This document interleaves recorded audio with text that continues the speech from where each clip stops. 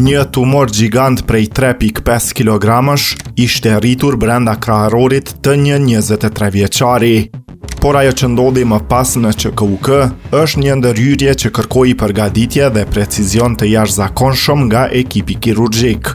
Një operacion I rrallë dhe kompleks është realizuar me sukses në klinikën e kirurgjisë torakale të QKUK-s, ku mjekët kanë arritur të heqin tumorin gjigant nga kaviteti torakal I pacientit. Sipas shërbimit spitalor, klinik dhe universitar të Kosovës, tumori peshonte plot 3.5 kg. Por për masat e tij janë edhe më befasuese, rreth 27 cm I gjatë dhe 17 cm I gjerë. Për shkak të madhësisë së jashtëzakonshme, por edhe lokalizimit të tumorit në kavitetin torakal, ndërhyrja paraqiste një sfidë të rëndësishme për ekipin kirurgjik.